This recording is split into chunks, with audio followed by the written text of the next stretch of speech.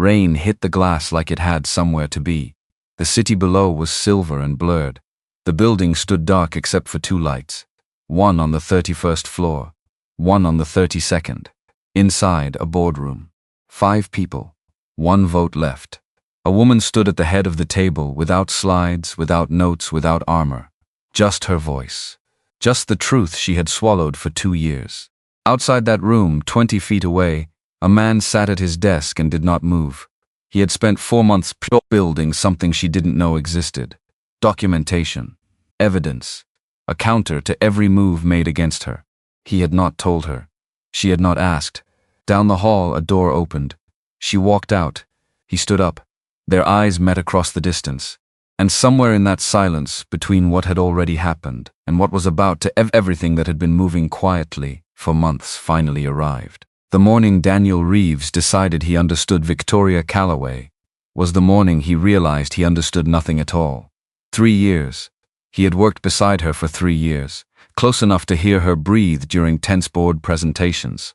Close enough to notice when she switched from coffee to water around 2 in the afternoon, which meant the headache had already started. Close enough to know she kept a second pair of heels in the bottom drawer of her credenza, because she destroyed the backs of her shoes walking so fast through marble hallways. 3 years, and he could not have told you one true thing about her. Not really. He knew the professional version. Everyone knew that version. Victoria Calloway, 38, CEO of Calloway Group, one of the most successful commercial real estate firms in the city. The woman who closed a $40 million deal on a Tuesday afternoon and still made it to a quarterly review by 4. The woman who walked into rooms and made other people forget what they were about to say. Not because she was loud, because she was precise. Every word she spoke landed exactly where she aimed it. Every silence she held lasted exactly as long as she intended. She was the kind of woman who made you feel slightly underprepared. Always. Even when you were ready. Even when you had done everything right. Daniel had spent 3 years being ready. He arrived 15 minutes early every day. Had her schedule memorized before she asked for it. Learned which vendors irritated her, which board members she tolerated versus respected, which questions she considered a waste of her time, and which ones she actually wanted answered. He was good at his job. Genuinely good. Not the kind of good that needed constant recognition. The quiet kind. The kind that kept things from falling apart before anyone noticed they were close to falling. His mother Loretta used to say, "You make yourself useful, and people keep you around." He had taken that as wisdom for a long time. He was starting to wonder if it was something else entirely. The Calloway Group occupied the top 4 floors of a building downtown that the firm itself had developed 15 years ago. Glass and steel and polished concrete. Everything deliberate. Everything measured. The lobby had a photograph on the north wall, a portrait, actually large and formally framed, of James Calloway, who had founded the company and built it from a single investment property into what it was now. He was a handsome man in the photo. Broad-shouldered, easy smile. The kind of face that made you think that man knew exactly what he was doing. James Calloway had been dead for 2 years. Daniel had started at Calloway Group a year before that. James was already pulling back from daily operations by then, not dramatically, not in any way that announced itself, just gradually less present. Tiredness, people said. The pace of building something large for 15 years. Daniel had met him twice, both times briefly.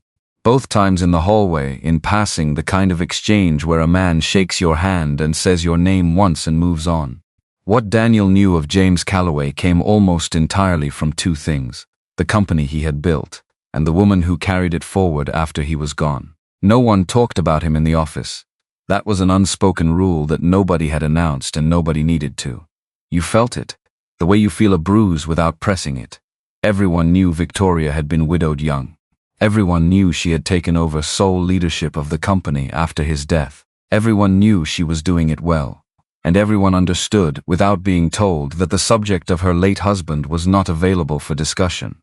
Daniel had respected that boundary.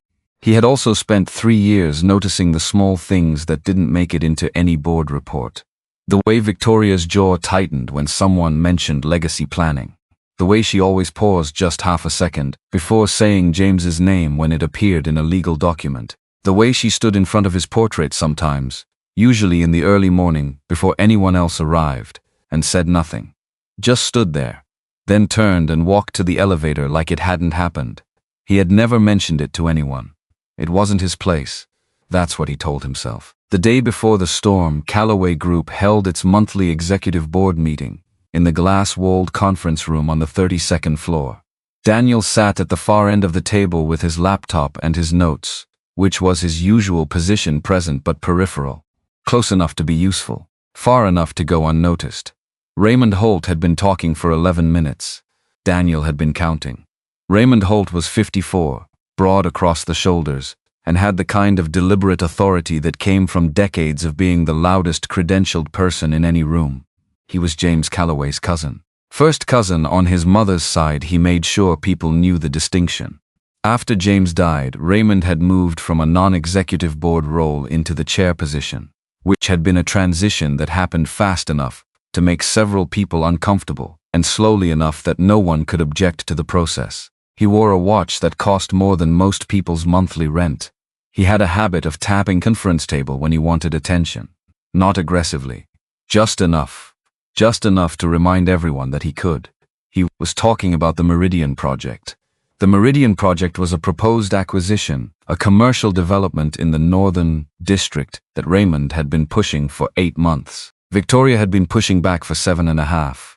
Daniel had read enough of the documentation to understand the substance of her objection. The projected returns were based on occupancy assumptions that hadn't held in that corridor for 4 years. The numbers worked on paper, the way a lot of things worked on paper. They stopped working when you drove past the actual location. The board has reviewed the revised projections, Raymond said, and I think it's time we moved past the analysis phase and into execution. He didn't look at Victoria when he said it. He looked at the other board members, one by one. The way you build consensus before the vote. Victoria didn't move. Daniel had learned to watch her hands when she was in these situations. Not her face. Her face was too controlled to read, but her hands would settle flat on the table in front of her, completely still, when she was at her most focused. It looked like calm. It was something other than calm. Raymond, she said, just his name. Nothing attached to it. He looked at her. The revised projections still assume 82% occupancy by year 2, she said. The corridor average has been 67 for the past 3 years. That gap doesn't close by changing the font. Someone at the table made a sound that was almost a laugh, then stopped. Raymond smiled. The kind of smile that meant he had already thought through this response and decided she was wrong. With our positioning and the anchor tenant we've secured, one anchor tenant doesn't move a corridor average. Victoria. He said her name the way she had said his, except when he did it there was something else underneath. A weight, a history, something Daniel couldn't quite name. I think we're past the point where caution serves us. The room went quiet. Everyone at that table understood what had just been said. Not the words, the subtext, the suggestion that caution was her particular mode. That caution was something she had retreated into. That caution, in this context, meant something about who she had become in the past 2 years rather than what the numbers actually said.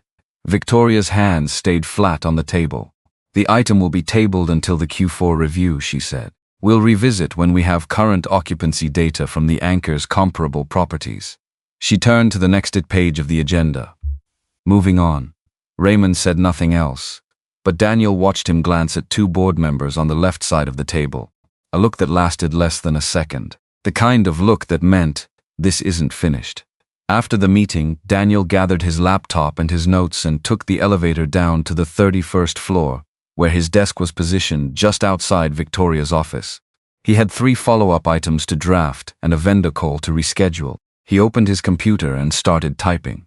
20 minutes later, he looked up and saw Victoria standing in the elevator bank. She didn't know he was watching. The elevator was glass on 3 sides, one of the architectural details the building was known for, the way it made you feel suspended above the city. Victoria was standing inside it, facing out. The city was gray that afternoon, a front moving in from the west, and the light had that particular quality of late afternoon before a storm, flat and honest, the kind that shows everything.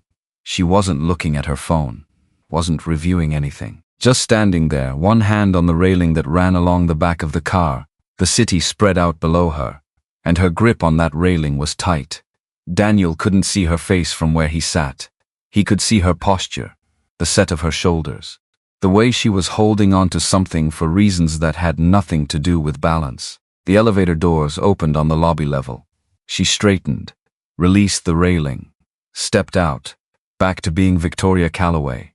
Daniel looked back at his screen and did not think about it for the rest of the afternoon. Or he told himself he didn't. He left the office at 7:15. The building had mostly emptied out by 6. Calloway Group kept professional hours except during closing periods, and this wasn't one. Daniel had stayed to finish a contract summary that Victoria needed first thing the next morning. He saved the file, locked his drawers, and took the elevator down. The lobby was dim. Security had shifted to the overnight crew. The revolving doors faced south, and Daniel could see the rain before he was even close to them. Not light rain. The kind that rewrites your plans. The kind that fell in thick diagonal sheets and made the streetlights look like smears. He pushed through the doors anyway. He had an umbrella. It didn't matter. By the time he made it to the edge of the covered entrance, the wind had changed direction twice, and he was already reconsidering his choices.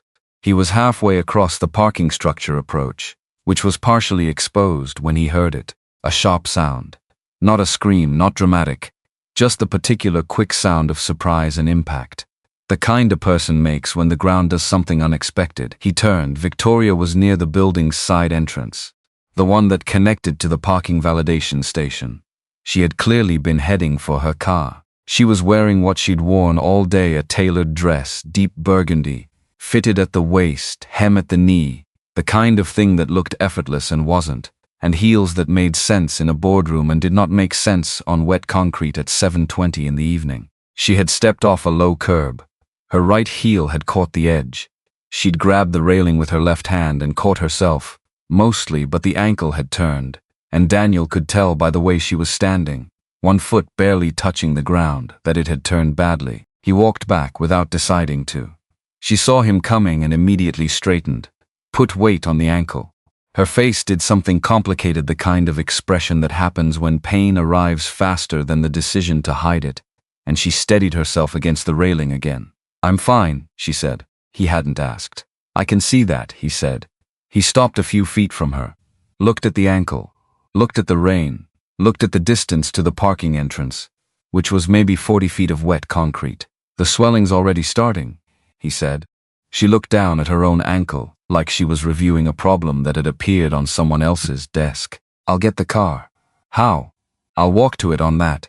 She looked up at him. "Daniel." "Victoria," he kept his voice even. Not challenging, not gentle either. Just steady. "You can't walk on that right now, and I'm not going to stand here in the rain and watch you try." The lightning came then. Not close, but enough. Enough to put a flash of white across the whole parking structure and illuminate her face clearly for 1 second. And what Daniel saw in that second was not the woman from the conference room, not the controlled precision of her public self. It was something plainer than that. Something that had nothing to do with the ankle. She was tired. Really tired. The kind that doesn't come from a long day. He crouched down beside her. "I'm going to carry you inside. You can be annoyed about it in a few minutes. This is completely unnecessary." "Okay." He straightened. Looked at her. "Tell me you can walk and I'll walk beside you." She opened her mouth, closed it, said nothing.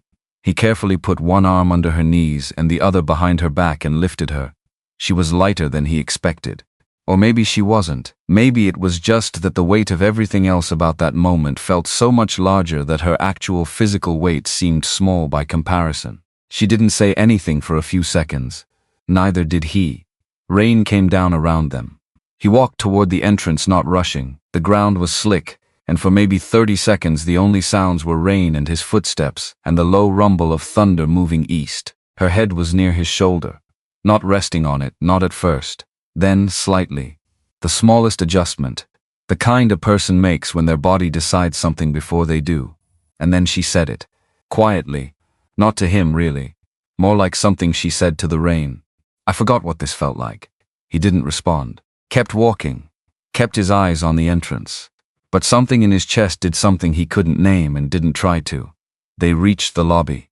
The security guard at the front desk looked up, registered the situation with professional neutrality, and pointed toward the seating area, near the far wall without being asked.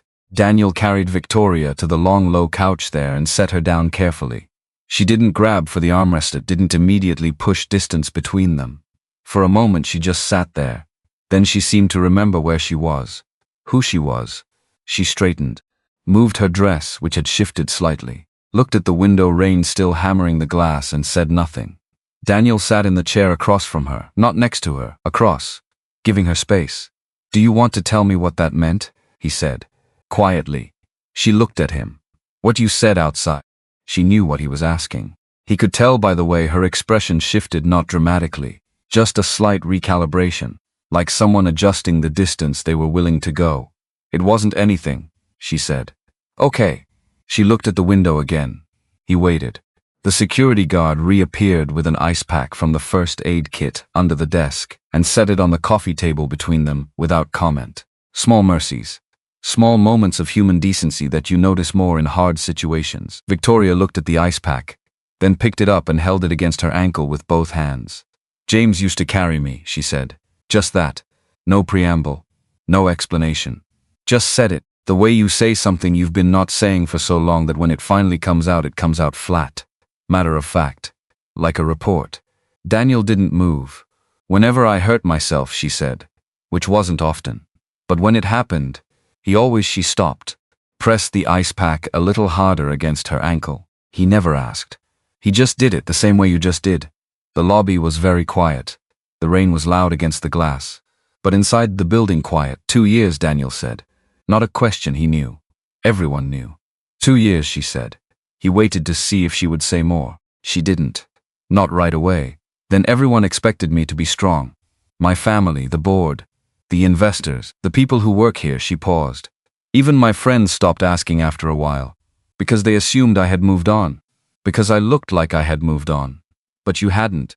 She looked at him. Direct. No armor in it, which startled him a little because he was so accustomed to the armor. I got better at hiding it, she said.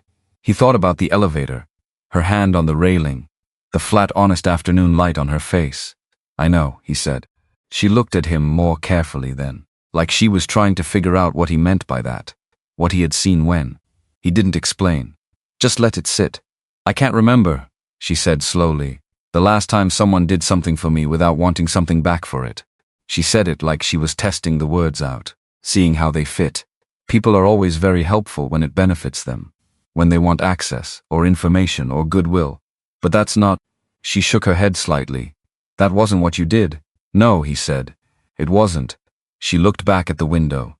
He pulled out his phone. I'm going to call someone to look at the ankle. I don't think it's fractured, but it needs to be assessed properly. I can call my own doctor. I know you can. He was already dialing. But you're sitting here with an ice pack from a lobby first aid kit and you probably haven't eaten since lunch. And it's faster if I just Daniel. He stopped, looked up. Thank you, she said. He had worked beside her for 3 years. He had done hundreds of things for her. Dozens that were genuinely difficult.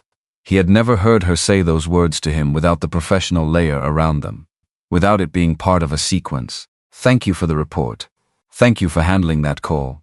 Thank you as a transaction. This was different. He held her gaze for a moment, nodded once, and went back to his phone.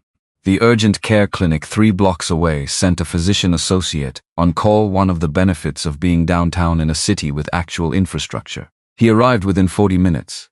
Daniel had gone to the vending machine on the 2nd floor and come back with water and a package of crackers that were probably terrible. Victoria ate them without commenting on their quality, which he took as a sign of genuine hunger. The ankle was badly sprained, not fractured. But the PA was clear. No weight on it for at least 2 days. And she should not be driving. He wrapped it, gave her an anti-inflammatory and advised elevation. Victoria thanked him with the professional courtesy she extended to everyone in a service role, warm enough to be genuine, measured enough to be appropriate. The moment he left, she turned to Daniel. I need to get home. I'll take you.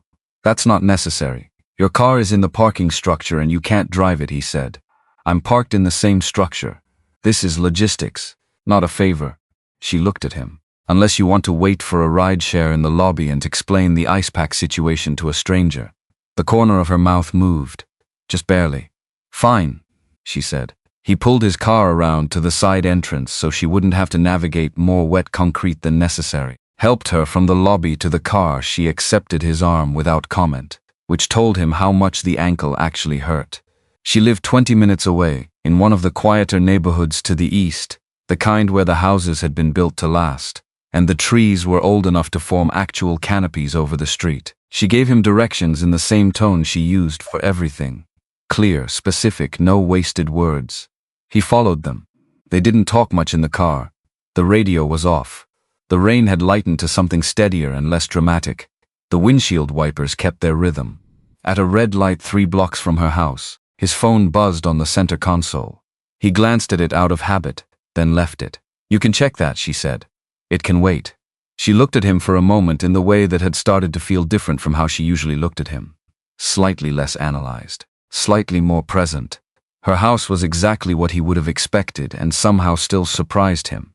Brick exterior, wide porch, old magnolia in the front yard that had clearly been there longer than the house had been hers. The lights inside were on timer's warm light in the windows, which gave the whole thing a feeling of being lived in that he suspected was more performance than reality. He helped her up the porch steps. She unlocked the door herself, would not let him take the keys. Inside was clean and quiet. The kind of clean that meant either she had excellent help or she was meticulous. Probably both. The living room had good furniture, serious art on the walls, books stacked on a side table in a way that suggested they were actually being read rather than arranged. A single glass on the kitchen counter. A reading lamp left on. He helped her to the couch. Found ice in the kitchen, real ice. Not a lobby pack, wrapped it in a dish towel. Found ibuprofen in the cabinet she pointed him to. Filled a glass with water. He set it all on the coffee table in front of her and straightened up, looking around for anything else she might need in the next few hours, doing the calculation of what would be difficult to reach from a seated position. "The remote is on the side table," he said. "Your charger is by the lamp. There's water and the ibuprofen. Is there anyone I can call to come check on you tonight?" She was watching him. "You do this," she said. "You just take stock of the situation and solve it. You don't ask what's needed, you just see it." He wasn't sure what to say to that. "Is there someone I can call?" he said gently. "Adrian," she said. "But she's out of town until Thursday." He nodded, looked at the door, looked back at her. "I'll be fine," she said. And then, before he could agree and leave, "You don't have to go yet." He stopped. She said it quietly. Not as Victoria Calloway, CEO, as something else. As a woman sitting alone in a house that still had her late husband's books on the shelves and a reading lamp left on for reasons that had nothing to do with efficiency. "Not yet," she said. He took his jacket off, hung it on the back of a chair, and sat down. They talked for a long time. She told him things she hadn't said to anyone in 2 years. About James, not the James from the portrait in the lobby. Not the founder. Not the public figure, but the man who kept terrible hours and made excellent omelets, and had a habit of reading the last page of any book before he was halfway through because he couldn't stand uncertainty. The man who had loved her in a way that felt like being known, completely known. The relief of it, she said, was something she hadn't understood until it was gone. She told him about the guilt, about surviving someone, about the specific cruelty of still being hungry for breakfast every morning when someone else no longer existed at all. And Daniel told her things too, about Loretta, about growing up in a house where resources were tight and love was expressed through function, through meals made and rides given and problems handled, about learning early that the way to earn a place in any situation was to be the most useful person in it, about how he had spent 34 years being useful to people and was only recently starting to wonder if any of them had ever actually seen him. Victoria listened in a way that felt different from how people usually listened. She didn't wait for her turn. She actually listened. "That's lonely," she said when he finished. "Yes," he said, "you hide it well." "So do you." She smiled then, a real one. Small, tired, entirely unperformed. He hadn't seen that before. It was almost midnight when he finally stood up and put his jacket back on. He told her to stay off the ankle. She told him she had a 9 o'clock call in the morning. He told her he would dial in for her. She started to argue. He said, "I've dialed in to 47 calls in 3 years and you've only known about 12 of them." She stared at him. "That's either impressive or alarming," she said. Little of both. He was at the door when she called his name. He turned.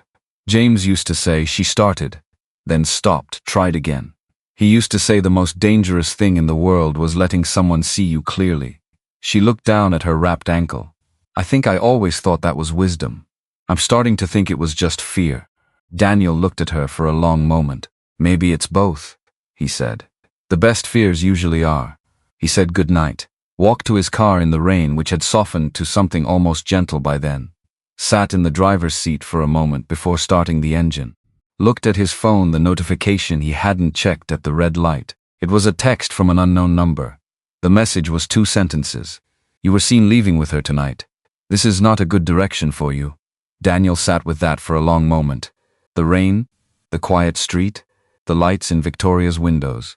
He put the phone face down on the passenger seat, started the car, and pulled out into the empty street, into the rain, thinking about what it meant that someone had been paying that close attention, and thinking about the look on Raymond Holt's face at that board meeting, the glance at the 2 board members across the table, the look that meant, this isn't finished. Daniel had thought he understood what that meant in the context of the Meridian project. He was beginning to understand. It meant something larger. He drove home through the quiet city, rain on the windshield, the wipers keeping their steady rhythm, and he thought about a woman who gripped elevator railings in the afternoon light and talked to her dead husband's portrait in the early morning when she thought no one could see her. He thought about what it meant to be seen, and he thought about the fact that he had just been warned off by someone who knew exactly where he had been tonight, which meant someone had been watching. Not him. Her. The next morning, Daniel arrived at the office at 7:45, 15 minutes early as usual. He brewed the coffee, pulled the 9 o'clock call materials, and was at his desk when the lobby security guard from the night before, still finishing his overnight shift, came through the main doors. The man saw Daniel and stopped, looked around the empty floor, came closer. I wasn't sure if I should say anything, he said low. Daniel waited. Last night, after you left with Miss Calloway. He paused. Mr. Holt called the desk. Not security dispatch, my direct line. He looked uncomfortable, asked if Miss Calloway had left with anyone. How long you'd been in the lobby together. Whether you carried anything out. Daniel kept his face neutral. Kept his voice neutral. What did you tell him? I told him I don't discuss building activity with board members. That goes through facilities. The guard shifted his weight. But I thought you should know, he called. Direct. Not through any channel. Just direct. Daniel looked at him for a moment. Thank you, he said. I appreciate you telling me. The guard nodded and went on his way. Daniel turned back to his desk, sat down, looked at his screen without seeing it. Raymond Holt had called the lobby guard's direct line. Not security dispatch. His personal line. Which meant Raymond had the number. Which meant Raymond had cultivated that kind of access, granular, specific, direct to the building's information flow. The kind of access you built over time, deliberately. He hadn't done this last night for the first time. He had done this before, which meant he had been watching Victoria, her movements, her routines, who she spent time with, who came and went from her orbit for longer than last night, maybe much longer. And that text message, 2 sentences from an unknown number.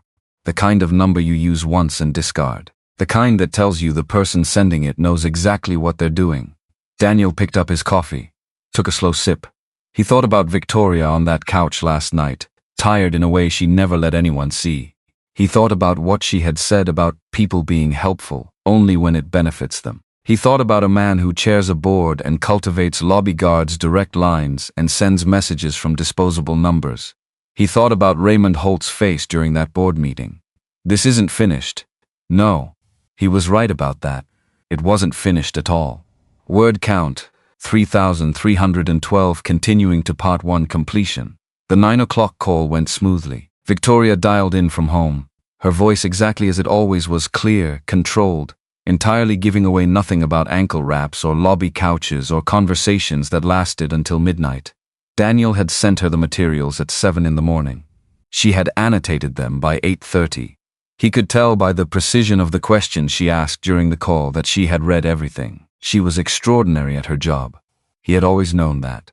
But that morning, knowing what he now knew about the guard's direct line, about the text message, about Raymond Holt's particular brand of patient maneuvering, watching her run that call from her living room couch, with an ice pack on her ankle, filled him with something that was sharper than admiration. something closer to protective, which made him uncomfortable, because that wasn't his role, and because Loretta's voice had a way of appearing in his head at inconvenient moments. You are her assistant, baby. Not her protector. Not her friend. Her assistant. He didn't know yet what to do with the text message. He didn't know yet who had sent it or how to prove it had been Raymond. He only knew what it felt like. And what it felt like was a line being drawn in a game that had been running long before last night. He forwarded the number to his own notes app, kept it, said nothing about it. Victoria came back to the office on Thursday. Her ankle was wrapped, not visible under trousers she didn't usually wear. She was a dress woman. Everyone knew, fitted and precise, but she moved without a limp by that point, or close enough to it that you'd only notice if you were watching for it. Daniel was watching for it. She came to his desk at 10 in the morning, which was unusual. She normally summoned rather than appeared.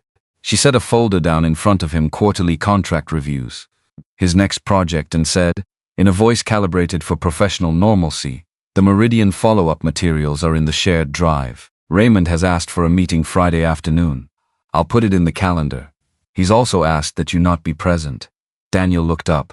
He wants to meet with me alone, she said. Her voice was completely flat when she said it. Information only. Okay, Daniel said. I wanted you to know. He nodded. Looked down at the folder. Opened it. Do you want me to pull the Q4 occupancy data before then? The current numbers, not the ones in the Meridian projections. She was quiet for a moment. Yes, she said, do that. He pulled the data that afternoon. It was worse than even Victoria's estimate. The corridor average hadn't just failed to recover, it had declined another 2 points in the past 6 months. The anchor tenant Raymond was citing as the turning point had delayed their opening twice. Neither delay had made it into the Meridian projections. Daniel formatted the numbers cleanly, put them in a document with no editorial. Just data. He put it on Victoria's desk before end of day with a note that said only, Q4 actuals for Friday. She picked it up on her way out. Read the cover page while still standing. Her face did nothing. She tucked it under her arm and kept walking. Friday afternoon, Daniel sat at his desk and answered emails while Raymond Holt met with Victoria behind a closed door. The meeting lasted 41 minutes. When Raymond came out, he looked satisfied in a way that bothered Daniel more than anger would have. Satisfied was a man who had gotten something he came for. Satisfied was not the expression of someone who had been challenged. Daniel looked up from his screen. Can I validate your parking, Mr. Holt? Raymond looked at him for a moment. A specific kind of look. The measuring kind. The kind that was placing you on a board and deciding what piece you were. That won't be necessary, Raymond said. He walked to the elevator, didn't look back. Victoria's door stayed closed for another 15 minutes. When she finally came out, she looked exactly as she always did. Pressed, composed, entirely unrevealing. I'm going to work from home Monday, she said. Hold anything non-urgent, of course. She picked up her coat and her bag. Victoria. She stopped. He hadn't planned to say anything. He hadn't decided to. But Raymond Holt's satisfied expression was sitting in his chest like something he needed to address. Whatever he's moving toward, Daniel said, carefully. You should know that you're not the only one who sees it. She looked at him. He held her gaze. Steady. Just steady. The Q4 data, he said. The Meridian assumptions. The way he's been building board consensus. He paused. Someone should have been tracking it. I've been tracking it. She was very still. For how long, she asked. About 4 months. Something moved in her expression. Not surprise exactly. More like the relief of having something confirmed that you had been afraid to name yourself. Why, she said. He thought about it. The honest answer. Not the professional one. Because it was wrong, he said. What he's doing. And because you work too hard to have it taken apart by someone who's counting on you being too polite to fight back. Victoria looked at him for a long moment. Then she said, send me what you have, it's already in your drive. He paused. Folder marked Q4 actuals historical. Has been there for 6 weeks. Her eyes did something complicated. Good night, Daniel, she said. Good night. She walked to the elevator. He watched her go. When the doors closed, he turned back to his desk and sat very still for a moment. He had just crossed a line. Not a dramatic line. Not the kind that announces itself. The quiet kind. The kind you cross without ceremony and only recognize after.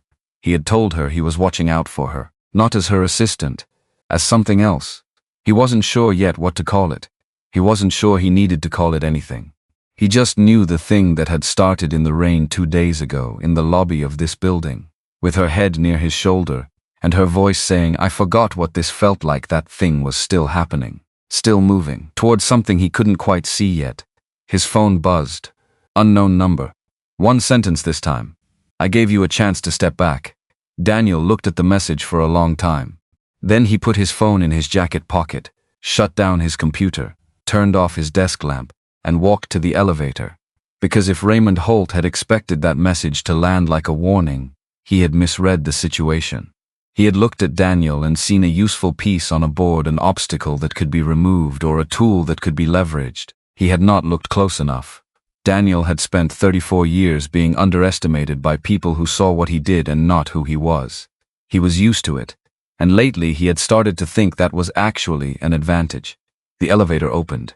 He stepped in. The city spread out below in the glass walls, lights coming on in the early dark, streets glistening, still wet from the storm that had passed. Somewhere across the city, Victoria Calloway was sitting in her house with her ankle elevated and her husband's books on the side table, and a reading lamp left on against the quiet. He pressed the lobby button. The doors closed. 3 weeks after the storm, Victoria Calloway laughed in a meeting. Not a polite laugh. Not the controlled exhale she sometimes used to acknowledge something mildly amusing before moving the agenda forward. An actual laugh. Surprised out of her. The kind that happens before you decide whether to allow it. The room went silent. Completely silent. 8 people sitting around the conference table, and every single one of them stopped what they were doing and looked at her like they had just witnessed something that defied explanation. Like a landmark had moved. Like the building had shifted 2 inches to the left, and nobody knew if that was good or catastrophic. Daniel, sitting at the far end with his laptop, looked up. Victoria caught herself, pressed her lips together, looked back at the presentation on the screen with the kind of focus she usually reserved for merger documentation.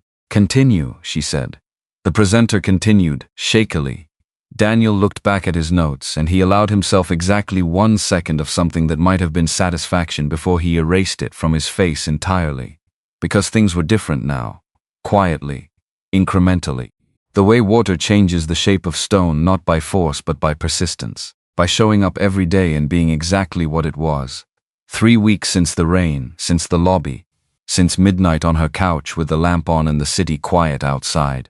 Since she had said things she hadn't said to anyone, and he had said things back that he hadn't planned to say to anyone either. And now she laughed in meetings. Not every day. Not dramatically. But sometimes. And she had started leaving her office door open in the afternoons, which was new. And she had stopped eating lunch alone at her desk every single day. Twice last week, she had gone down to the building's cafe and sat at a table near the window. And both times Daniel had walked past on his way back from an errand, and she had said, without looking up from her phone, "You can sit down if you want to," in the same tone she used for everything. And both times he had sat down. They didn't talk about significant things. They talked about the food, which was inconsistent. About the view of the intersection through the cafe windows, which was interesting if you watched it long enough. About a book she was reading that he had read in college, and apparently they had opposing views on the ending, which took up the better part of 20 minutes and surprised them both. It was ordinary, deliberately ordinary. The kind of ordinary that is actually an enormous amount of work when you're 2 people who are used to performing composure for a living. Adrian Carter watched all of this. Adrian had been Victoria's friend for longer than she had been her PR director. They had met at an industry event 8 years ago, before James, and had stayed close through everything that came after. She was sharp in the way that PR people learn to be sharp, watching the room, reading what's unsaid, calculating what a given moment means for the story that gets told about it afterward. She appeared at Daniel's desk on a Wednesday afternoon, set a coffee down beside his keyboard, and sat in the chair across from him. He looked at the coffee, then at her. Adrian, Daniel. She crossed her legs, settled in, looked at him with the kind of expression that meant she had been deciding how to have this conversation for several days.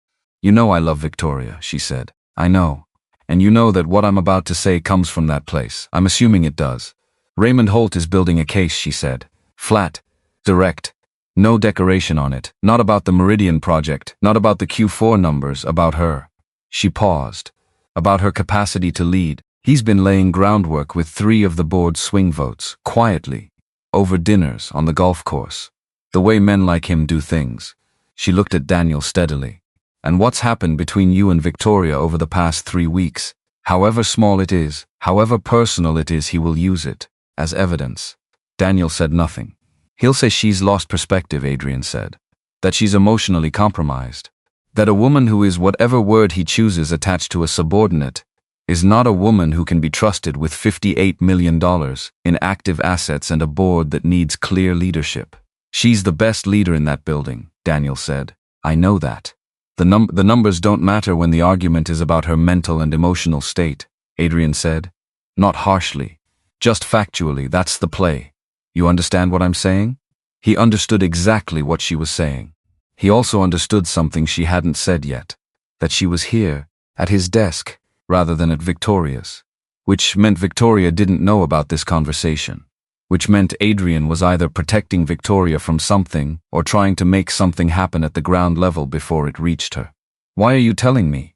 He said. Because you're in the equation, she said, whether you chose to be or not. And because you're smart enough to understand what that means. She picked up her coffee cup, then set it back down, looked at him. And because I've watched Victoria for 8 years, I know what she looks like when something is starting to matter to her.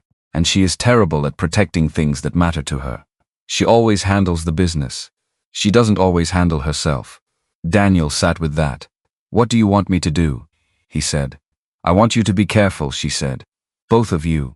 I want you to understand that the space you're creating right now, those lunches, the open door, it's visible. And visibility in that building means Raymond has a data point. So you want us to stop? She looked at him for a long moment. I want you to understand what you're walking into, she said. What you choose to do with that is not my decision. She stood, left the coffee, and walked back down the hall. Daniel looked at his screen, looked at the coffee, looked at the door to Victoria's office, which was open. He could see the edge of her desk from where he sat, her hand resting still on a document she was reading. He thought about what Adrian hadn't said, the other thing, the thing underneath the warning. She had said she knew what Victoria looked like when something started to matter. He turned back to his screen and did not think about it, or tried. He was not entirely successful. It was the following Tuesday that Adrian told him the rest. Not in the office. Outside, on the building's north terrace, a narrow outdoor space on the 31st floor that most people forgot existed because it wasn't in any of the company's promotional materials and the door handle was slightly stiff. Daniel went there sometimes when he needed 10 minutes away from fluorescent light and the particular quality of recycled air. He was out there with his coffee at 7:15 in the morning when Adrian pushed through the door behind him. She stood beside him at the railing, looked out at the city for a moment. Morning light, the streets below still quiet. I need to tell you something, she said, and I need you to hear it as information. Not as something you then go and tell Victoria, because she doesn't know I'm telling you. He turned to look at her. James knew he was sick, Adrian said. Before he died. 8 months before. She said it the way you say something you have been carrying for a long time in a heavy container. Carefully. Evenly. He was diagnosed. He knew what the prognosis was. And he chose not to tell her. Daniel went still. He thought he was protecting her, she said. That was genuinely how he understood it. He arranged things. The succession documents. The trust structures. Certain board provisions that gave her more protection than she realized she had. He did all of it in those 8 months. Quietly, methodically. She paused. And he never said a word to her about any of it. She didn't know he was dying, Daniel said. It wasn't a question, it was just the fact of it landing. She knew he was tired, Adrian said. He told her the tiredness was work. He found explanations for the weight loss. He was a thorough man. He thought thoroughly about how to lie to his wife to keep her from suffering. Daniel looked at the city. She didn't get to say goodbye, he said. She thought she had 5 more years with him, Adrian said. She woke up on a Thursday morning and he was just gone. Massive event. No warning. No preparation. No chance to say any of the things you would say. She pressed her lips together. And then everyone told her to be strong. And she was. Because she's Victoria. But the specific thing that broke her wasn't losing him. It was losing the goodbye, the last months. The chance to be present with him while she still had him. She stopped, the chance to be sad with him. Together, the city moved below them, traffic starting to build. The ordinary machinery of morning. "Why are you telling me this?" Daniel said. "Because," Adrian said, "you are the first person in 2 years that she has voluntarily talked to about him. And you don't know what you're actually touching when you do that. You need to." He looked at her. "This is not a woman who is getting over a loss," Adrian said. "This is a woman who never got to start. She went from receiving his death to running his company to managing everyone's grief about his death while privately having no idea where to put her own." She met his eyes. "You ask me why I'm telling you. Because whoever is in her orbit right now needs to understand that. Needs to actually understand it. Not the surface version." Daniel turned back to the railing. Looked out. He thought about Victoria at midnight on her couch. The way she had said it flatly, "James used to carry me," like she had been holding that sentence so long it had worn smooth. He thought about what she had said about everyone expecting her to be strong.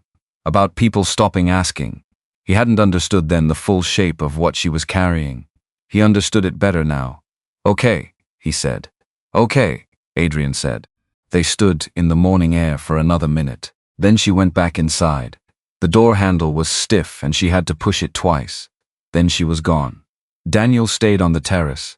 Thought about a man who loved his wife so much that he spent the last 8 months of his life lying to her to protect her from pain, and created instead a wound she couldn't even locate. Because you can't grieve a goodbye you didn't know was happening. He thought about that for a long time. Raymond Holt requested a second meeting with Victoria the following Friday. Again without Daniel. This time Daniel found out about the meeting indirectly. It appeared on Victoria's calendar as a block titled Internal Review, which was a designation she used for HR matters and things she handled personally. He noticed it. Said nothing. Prepared everything she might need for the day. Before the meeting, Victoria came to his desk with a file she needed him to process, routine, clerical, and when she set it down she looked at him for a half-second longer than the transaction required. "Raymond has asked me to reconsider the Meridian timeline," she said. "I know." He paused. "He has the votes to table it permanently if he can get the swing members." She tilted her head slightly, the way she did when someone said something she had already calculated. "I know," she said. "You have the Q4 data." "I have the Q4 data." "Then you're prepared." She looked at him. Just looked at him. Not asking for anything. Not the way she would look at a subordinate before a difficult meeting. Something else. Something that was more like checking in. Checking that someone was still there. "Yes," she said. "I am." She went into the meeting. Daniel processed the file she had left him. Then he prepared 2 other documents she hadn't asked for but would need by end of day. Then he did the thing he had been doing for 4 months and pulled Raymond's board communication logs. Not the internal messages. Those were closed. But the calendar invitations. The publicly visible meeting requests. The pattern of who he was meeting with and when. The pattern had changed. Over the past 3 weeks, Raymond had met with the same 2 board members, Gerald Ossie and Renata Bowman, 3 times each. Not in the office. At a restaurant downtown. A golf club. Gerald's office at a separate company he chaired. None of these were Calloway group meetings. None of them had agenda items. They were just meetings. Between people who were building something. Daniel documented the pattern. Dated it.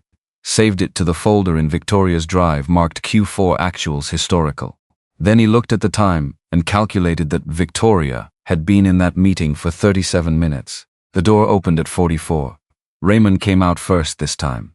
He stopped at Daniel's desk. Daniel looked up. "You're good at your job," Raymond said. Not as a compliment, as an assessment. "Thank you, sir."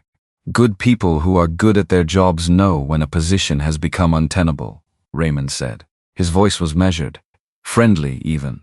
The kind of friendly that means nothing and knows it. "There's an opportunity in our Atlanta office. Director of Executive Operations. It's a significant step up from what you do here. I'd like to put your name forward." Daniel looked at him. "I'm happy where I am," he said. Raymond smiled. "Things change, they do." A pause.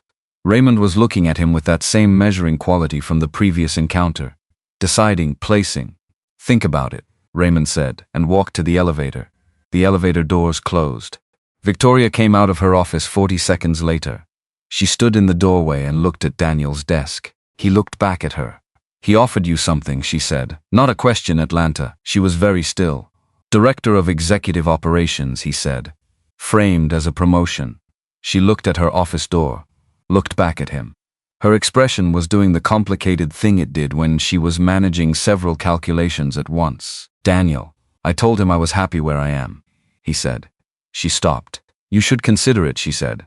Her voice was careful, professionally careful, the kind of careful that costs something. It's a legitimate step up. Victoria, I'm serious. She moved to stand beside his desk, lowered her voice slightly, though the floor was empty. He's going to keep escalating. And I don't want your career to become. Are you asking me to leave? The words landed in the air between them. She didn't answer immediately, which was its own answer. I'm asking you, she said slowly, to think about what's best for you. Because I am not in a position right now to guarantee that staying here is. Are you asking me to leave? He said again, gently. But again, she stopped trying to form the next sentence. Because if you want me to go, he said, you can say that. That's your right, you're my employer. He held her gaze. But if you're suggesting I leave because Raymond Holt is making you feel like having me around is a liability that's different, and I need to know which one it is. She looked at him, her hands were at her sides still, the way they went flat on the conference table when she was at her most focused. He's building a case, she said finally, against my judgment, my emotional stability, and every day you and I. She stopped, exhaled. Everything we've become comfortable with is data he can use, I know. You know, Adrian told me. Some of it. He paused, and I've been watching him for 4 months. I know what he's doing. Victoria looked at him for a long moment, and then she did something he hadn't seen before. Not in 3 years, not once. She looked away first, not defensively, not coldly, just away, out toward the windows, the city, and she pressed her lips together and he could see clearly that she was deciding something significant, something she was afraid to land on. He told me, she said, still looking out, that if I don't vote for the Meridian acquisition at next quarter's meeting, he has enough support to call a confidence review. She paused, formal, documented, in front of the full board. Another pause, and that any relationship with a subordinate would be entered into the record as evidence of compromised leadership. The city sat outside the windows, indifferent, busy. He can't remove you for that, Daniel said. He can make everything so difficult that I spend the next 18 months fighting fires instead of running the company, she said. Which amounts to the same thing from his perspective. She turned back, looked at him directly. He doesn't have to remove me. He just has to make me exhausted. Daniel understood. He understood exactly. Then what do you want to do? He said. She opened her mouth, closed it, Victoria. His voice was quiet, steady.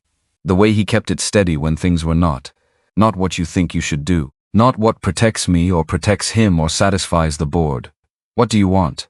She looked at him like that was a question she hadn't been asked in a very long time. Maybe it was. She said nothing for a moment. Then, I want to run the company I built with my husband without being managed out of it by a man who never once asked me how I was doing after James died. Her voice was level, but something under it was not. That's what I want. Okay, Daniel said. That's it? Okay? That's where we start, he said. From what you actually want, not from what he's trying to force. She looked at him for another long moment. Then she walked back into her office, not closing the door. He turned to his computer, started drafting the document he had been building for 4 months into something usable, something clean, something she could use if it came to that, because it was going to come to that. He knew that now, but knowing was the beginning of preparation, and preparation was what he did. What he had always done. Except this time it wasn't for a calendar or a contract. It was for something that mattered in a way his job had never quite mattered before. He worked until 7. He was pulling on his jacket when his phone rang, his personal phone. Loretta. He answered it walking to the elevator. Hey mama. Don't hey mama me. Her voice was sharp, the way it got when she had been working up to something for a few days. I got a call from Paulette Henderson this afternoon. Daniel pressed the elevator button. I don't know a Paulette Henderson.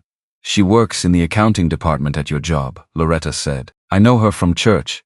She told me about the talk going around up there. About you and that woman. The elevator opened, he stepped in. What talk? He said. Don't play with me, Daniel Jerome.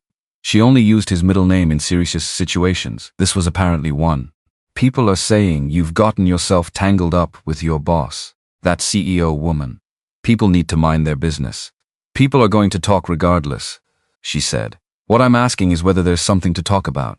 A pause. Because that is your job, baby. That's your livelihood. And I raised you to be smart about the difference between helping someone and losing yourself trying to. He leaned against the elevator wall. The lobby floors came up through the glass. I'm not losing anything, he said. You're an executive assistant, Loretta said. She's the CEO. You carry her papers, you run her schedule, you make her life easier. That's a good job. It doesn't have to be more than that. I'm not saying anything bad about her, she said. Quick, like she had anticipated the defense. I'm sure she's a fine woman. I'm sure she's been through a lot. But you have spent your whole life being the most useful person in every room you walk into and then wondering why people treat you like furniture. Her voice softened slightly. Not much, but slightly. I don't want you to do that again. He was quiet. You hear me? I hear you. Being useful to someone who is in pain is not the same as that person seeing you, she said. And a woman who has been widowed and is running a big company and is probably very lonely right now, she doesn't need a savior, Daniel. She needs therapy and time. Not my son, the lobby. He walked through it out the revolving doors. The night air was cool. I hear you, Mama, he said again. Good. A pause. You eating? Yes. You sleeping? Mostly. Come Sunday, she said. I'll make the chicken. Okay. And Daniel. A different tone now. The underneath one. The one she reserved for things she meant all the way down. I love you. I just need you to love yourself enough to be careful. I know. Okay. She hung up. He stood on the sidewalk outside the building. The night around him. Traffic moving, people passing, the city doing what cities do, which is continue without consulting you. He thought about what she'd said. I don't want you to do that again. Again. Which meant she had seen it before. Which meant she had watched him. At other times, in other situations, give everything he had to being useful to someone who then moved on and left him exactly where they'd found him. Fully intact. Thoroughly invisible. The fear underneath that. Not that he would be hurt. That he would simply not be seen. He stood there for a while. Then he started walking to his car. Because Loretta was not wrong. She was never entirely wrong. That was both her gift and her particular power over him. She identified real things, real risks. But she was also working from a model of him that was 4 or 5 years old. Maybe older. The Daniel who learned to be useful because it was the safest form of existing. The Daniel who made himself indispensable to avoid being dismissed. He wasn't sure that was entirely who he was anymore. He was not entirely sure who he was instead. But he thought about Victoria in her office looking out at the city. Not the performing version. Not the board meeting version. The real one, who had just said out loud for the first time, I want to run the company I built with my husband without being managed out of it. And he thought, she saw me first. That first night, in the lobby. When she said I forgot what this felt like, and then looked at him afterward, not embarrassed, not defensive, but just looking. Like she was deciding whether to trust the fact that he was still there. She had seen him before he'd thought to wonder if she was looking. He got in his car, sat for a moment. Then he picked up his phone and sent a message to a number he'd been researching for 2 days, an employment attorney who specialized in corporate governance disputes. Not aggressive. Not an attorney who would file immediately. One who specialized in knowing what options existed before you needed to use them. The message was brief. A consultation request. Nothing else. He started the car. Because preparation was what he did. And this time, preparation was for something worth preparing for. The following Monday, Victoria called him into her office at 9 in the morning. He came in. She gestured to the chair across the desk, which she rarely did. He sat. She was holding a document. She set it on the desk between them, turned it so he could read the header. Executive transfer intracompany. His name. The Atlanta position. Raymond submitted this formally, she said, through HR. Daniel looked at the document, then at her. It went through HR, he said. They're required to present it to me for executive-level staff. She paused. I haven't signed it, but you're considering it. Her expression did the complicated thing. I think, she said very carefully, that there are situations in which the brave thing and the right thing and the thing you want are 3 different things. And I think I have been confusing them. She looked at him directly. I need to be honest with you. About what I'm doing and why. He waited. I don't want you to go, she said. Flat, factual. The way she said the thing she meant all the way down. That is the true thing. That is what is real. She paused. And I am telling you that because you asked me to be honest about what I want. So that's it. That's the true version. He held her gaze. But, she said. There's a but. There's always a but. She exhaled slowly. If I don't sign this, Raymond escalates. And what he escalates into is a formal confidence review that will take months and cost the company and cost me and cost the people here who have nothing to do with this. She looked at the document. And if I do sign it, I'm making a decision out of fear, which is exactly what I have been doing for 2 years. Her voice was steady. Barely. And I'm very tired of that. Don't sign it, he said. She looked up. Don't sign it, he said again. Not because of me. Because you're right that you've been deciding from fear. And this is the decision where that stops. Or it doesn't. He leaned forward slightly. You have data on Raymond's board strategy. You have 4 months of pattern documentation. You have Q4 numbers that gut the meridian projections. You are not out of moves. He paused. But if you sign that transfer, you tell him that the threat works. And then he'll know exactly what to threaten next. She looked at him for a long time. You're asking me to pick a fight, she said. I'm asking you to stop pretending you're not already in one, he said. The silence in the office was very clean, very honest. The kind that comes before something changes. Victoria picked up the document. She put it in the bottom left drawer of her desk, the one that locked, and she closed it. Clear my morning, she said. I need to call Adrian. He stood up. Daniel. He stopped. She was looking at her desk, then up at him. What you said last Monday about watching, about 4 months, she paused. Nobody does that for me, without being asked. He held her gaze. I know, he said. I know they don't. He walked back to his desk. Outside the tall windows, the city moved through a clear October morning. The light was good, the kind that made everything look manageable, the kind that lies a little but not too much.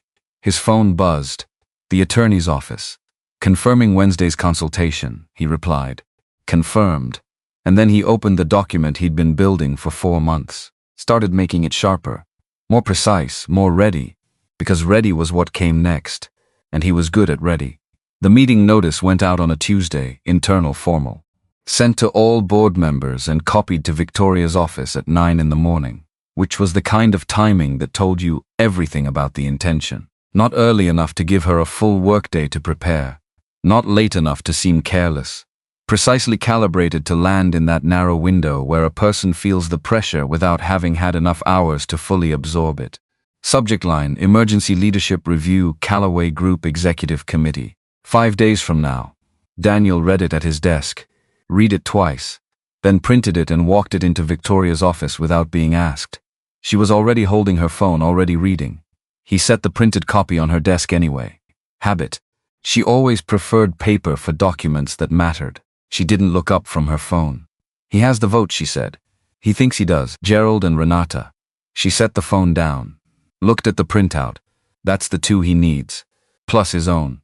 3 out of 5 for a formal review to proceed. I know. And if the review proceeds, it doesn't automatically remove you, Daniel said. It creates a formal record, which he then uses as leverage. He paused. But you know that, I know that. She stood up, walked to the window, arms crossed. Not defensively, more like she was holding herself in one piece while she thought. 5 days. 5 days. She was quiet for a moment. The city below was bright and cold. November now. 6 weeks since the storm. He timed it for before Thanksgiving, she said. When people are distracted. When they want it resolved fast so they can get on with their lives. Yes, smart. Predictable, Daniel said. Which is different. She turned and looked at him. He stood his ground. Calm, steady. The way he always was in the moments where something was genuinely at stake. He had noticed that about himself recently. The bigger the situation, the quieter he got. Not cold, just settled. Like his body understood that someone in the room had to be still. What do we have, she said. 4 months of documentation on Raymond's board communication patterns, he said. The Q4 actuals. The comparative occupancy data from the Meridian corridor going back 6 quarters. He paused. And this morning, I received a message from a contact I've been cultivating. She looked at him sharply. Thomas Brewer, he said. The name landed. He watched her register it. Thomas Brewer had been a board member at Calloway Group for 11 years. Longer than Raymond. Longer than almost anyone. He was 67, semi-retired now, showed up to board meetings and said very little and watched everything. The kind of board member who accumulated information the way certain people accumulated good furniture, slowly, with discernment for the long term. Thomas contacted you, Victoria said. He reached out through Adrian, Daniel said. He didn't want to come directly. He pulled out his phone, showed her the message Adrian had forwarded. He has documentation, originals board minutes from the 18 months after James died. Unedited. He's been keeping them. Victoria read the message. Read it again. He has the originals, she said. The ones Raymond amended. Daniel put the phone back in his pocket. The amendments are subtle, mostly framing language. But in 2 instances, the voting records were altered to reflect consensus that didn't exist. Decisions that were closer than they appear on paper. She was very still. Thomas kept the originals, she said. All this time. He was waiting, Daniel said, to see if you would stand up for yourself, or if you would let it happen. The room was quiet. Victoria looked at the window, then back at Daniel. That's a lot of faith to place in someone, she said. He knew James, Daniel said. He said James told him once, if anything ever goes sideways, watch Victoria. She'll know what to do when she's ready. He paused, his words, something crossed her face. Fast. Gone before he could name it. She turned away for a moment. He let her have the moment, didn't fill it. Then she turned back. The armor was in place again, but differently, not the kind she wore to pretend she was fine.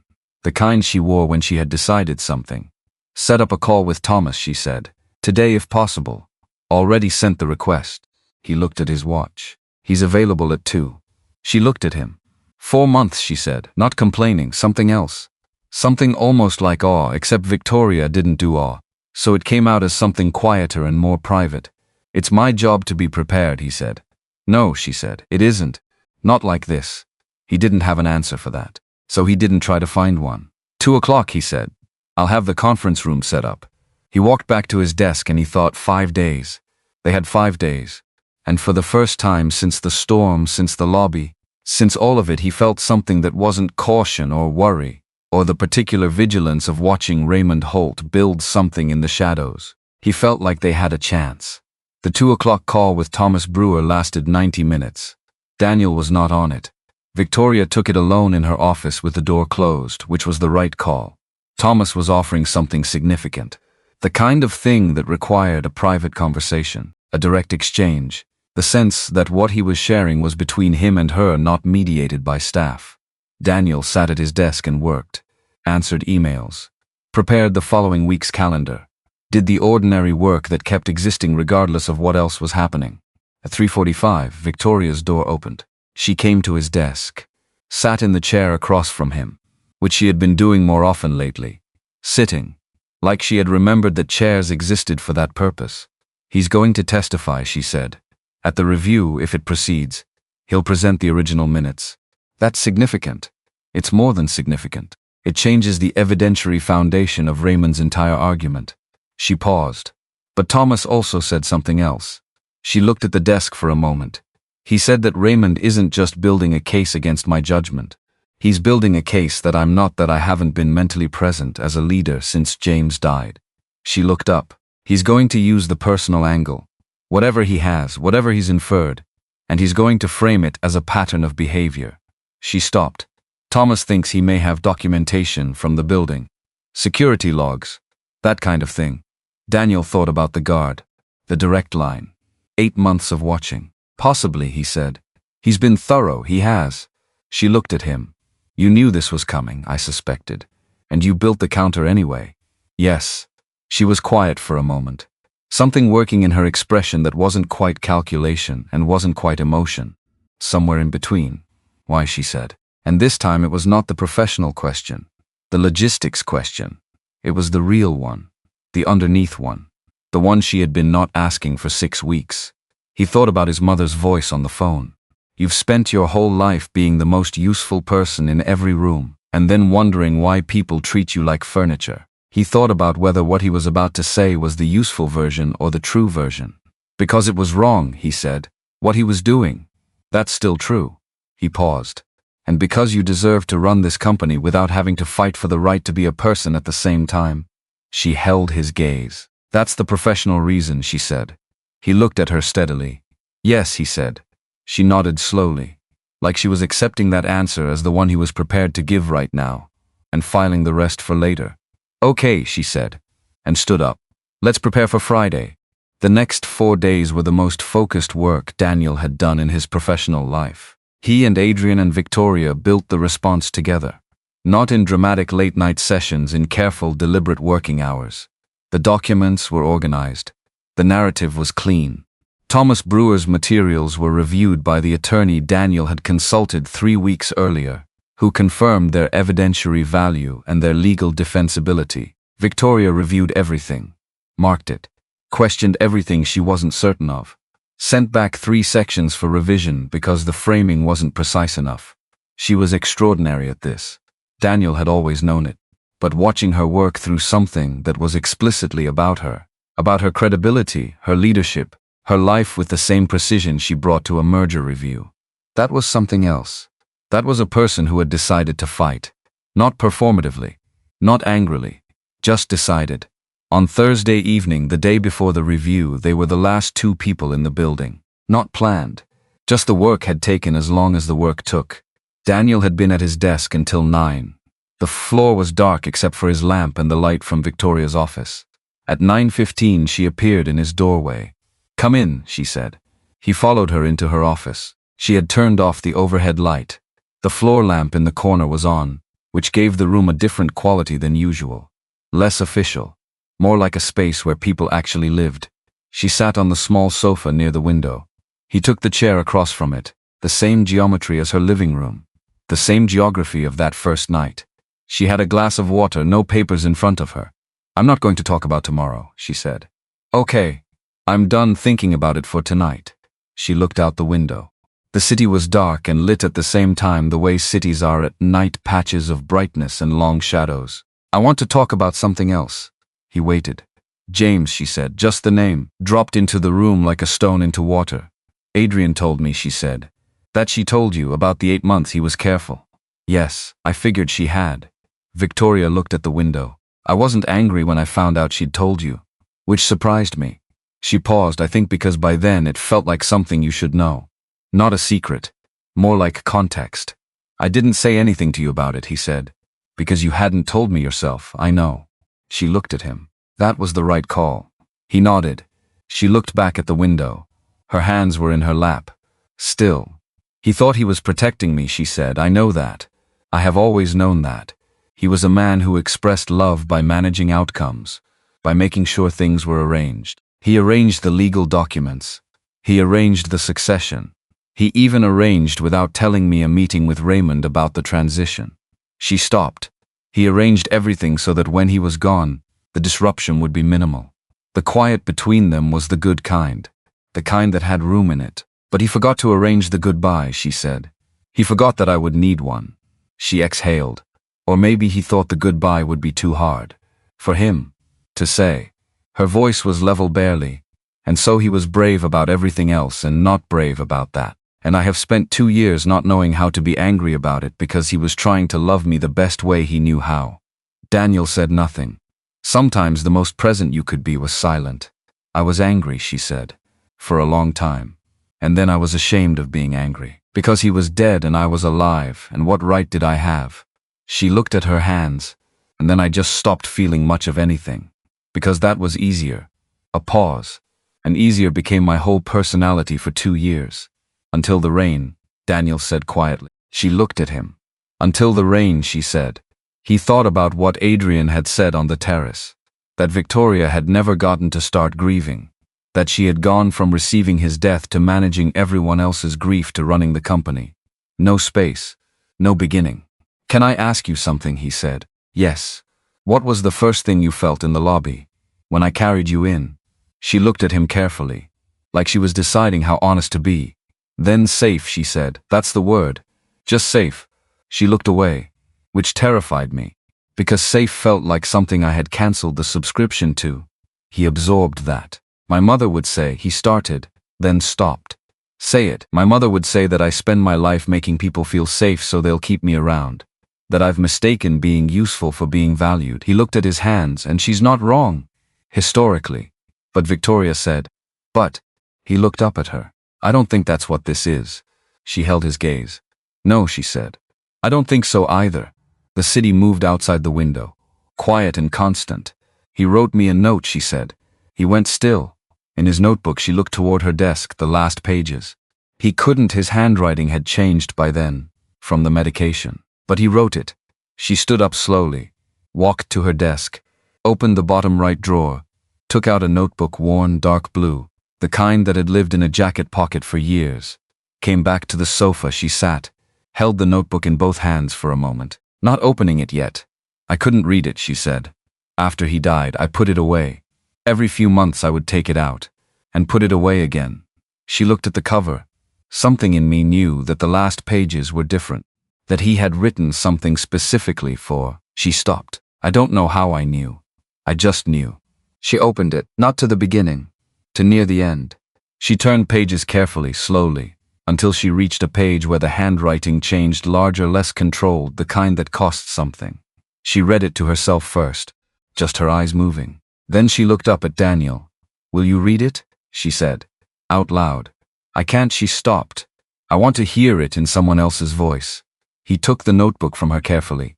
He found the place where the different handwriting began, and he read, "You're going to be angry with me. I know that. I'm sorry. I thought I was being brave by not telling you, but I think I was just scared. Scared to watch you start grieving while I was still here. Scared that I would spend my last months managing your pain instead of just being with you. I made the wrong choice. I see that now. You deserved the truth. You deserved the chance to be sad with me. I took that from you, and I am sorry for it more than I know how to say." Daniel's voice was steady. He kept it steady. "You are the strongest person I have ever known. Not because you don't feel things, because you feel everything and still show up. Every day. Still show up. I need you to keep doing that. Not for the company, not for the board, for yourself, because you are worth showing up for." He paused. The next section was on the same page, different pressure on the pen. "Don't let them take what we built, and don't let them convince you that needing someone is a weakness. It isn't. It's the bravest thing there is. I should have needed you more openly when I had the chance. Don't make my mistake. A space. Then you deserve to be loved again. Say yes when it comes. Don't be afraid. I'm not asking you to forget me. I'm asking you not to punish your future for what happened to our past. Say yes." He closed the notebook. The room was very quiet. Victoria was looking at the window. Her face was wet. She wasn't wiping it, just letting it be what it was. He set the notebook on the cushion between them. She picked it up, held it. Not reading, just having it. "He knew," she said. Her voice was rough. "He knew he was making a mistake and he couldn't fix it. And so he wrote it down instead." She pressed her lips together. "That's so, James." The sound that came out of her then was not quite a laugh and not quite a sob. Somewhere in between. He always thought he could retroactively solve the problem by documenting it. "It worked," Daniel said quietly. She looked at him. "You're here," he said. "And you heard him." She looked at the notebook in her hands. Then she leaned her head back against the sofa cushion and closed her eyes. They stayed like that for a while. Not talking. The city outside. The lamp in the corner. The notebook in her hands. It was the most present Daniel had ever felt in his own life. He thought about his mother's voice. Being useful is not the same as being seen. But this wasn't useful. There was nothing functional about sitting in a dim office at 9:30 at night while the woman across from you let herself cry for maybe the first time in 2 years. He wasn't arranging anything. He wasn't solving anything. He was just there. And it turned out that was enough. That was actually the whole thing. Eventually, Victoria straightened up, found a tissue on the side table, pressed it briefly to her face, set it down with the kind of finality that meant she was done with that part. "Thank you," she said.